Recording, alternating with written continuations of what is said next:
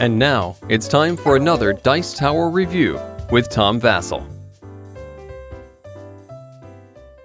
If you watch my Warhammer Diskwars video, you know that I'm a big fan of the game. So now we're talking about Legions of Darkness, also known as the bad guys, because that's what this is. This adds reinforcement discs for the bad guys. It adds one regiment each of two new factions, and then basically I think 3 regiments worth of stuff for a brand new faction of Vampire Counts. Let's take a look at these units.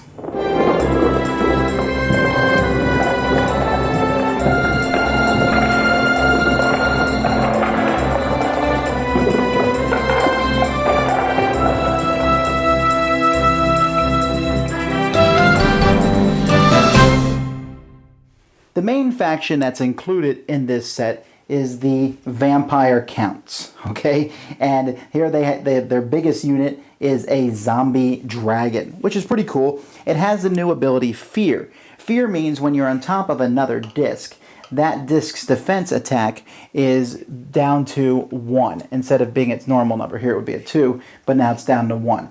There are some units who are immune to Fear, but that's still pretty cool to have this flying guy who also can deal d6 minus 2 damage to a target disc within medium range and activate that unit. So he's very dangerous, although I found out that he is pretty easy to kill too. Then we have the Black Coach, which is a cavalry that also does Fear Impact 2, and if you manage to empower it, then it gets an extra movement and it can fly. Then you have the Black Knights with their Impact 3, so basically a fairly decent undead unit. And I'm going to talk about undead in a second. Here we have this monster that's flying and has frenzy, and small guys can't attack him. Then we got skeletons, who are the cheapest guys in the game, I think. They only cost 4, but they're slow, which means the enemy always hits them first in combat. We have grave guards, which are better. When they fight a small disc, they're +1/+1. And then we have this Tomb Banshee, who's awesome, very weak, easy to kill, but she can do d6 minus 2 damage to any non-Vampire Count unit that's within short range. So let her get close, and she's really deadly. Dire Wolves, who are very fast and do an impact of 1. And then a Necromancer, who has Reanimate 1. Now this game has Reanimate. It's on this character and also on the heroes. This allows you, when it says Reanimate 1, that means you can bring back a small disc, an undead small disc that's been killed next to you within short range. And you put this token on it to show that it's been reanimated, and if it gets killed again, then it goes back in your own pile. If you have Reanimate 2, you can do small mediums. Reanimate 3, you can go all the way up to a large disc. That's kind of a new interesting power, and it makes up for the Vampire Counts really having lots of cheap small units. They need to reanimate them as fast as they can. Here we have Isabella, who is the only hero who doesn't have Reanimate, but she's a mobile magic user, and she can heal a wound token on her disc, so she can take those off and go again. It basically heals herself, which is a pretty powerful ability, so you need to kill her all at once. Then we have Heinrich Kemmler, who can reanimate 1, and he can also reanimate 3 skeleton discs. So he's just going to keep bringing back skeletons. And then we have the big bad dude, Manfred von Karstein, who can reanimate all the way up to medium discs, and he has Magic 3, and he's not a bad fighter himself. Now the game also provides us with regiments of 2 smaller units. We have here the Skaven, or the Rat Army per se. It has a leader, Icket Claw. I think that's how you say it. He has Magic 3, and he can use magic to attack long range. Normally magic can only hit medium range. And he has 2 different types of units that come with him. These Gutter Runners, who have missiles. They can scout, stealth, do some damage. And then another guy with ranged, a Rattling Gun. I really like these guys because, first of all, they're mobile fires, but they roll 3 dice and do 2 damage, and anytime they roll the arrow, they just automatically do 2 damage to the nearest disc. You don't re-roll for that. So it's like they have machine guns and are attacking. Then we have the Dark Elves, who are led by this Lockyer Philhart dude. So this guy here, when he's in on the battlefield, you can put Corsairs, they all have flank, which means they can come in on any side of the board, which can be really useful. Speaking of that, here's the Corsair. They're mobile missile guys. Pretty bad damage. In fact, they're not really that useful, But since they can come on any side of the board, it can really help you sometimes to complete an objective. And then he also has harpies, which can fly, and anyone who's engaged with them automatically becomes slow, which is kind of a cool ability. Then we have some reinforcement units for the evil armies that came in the original one.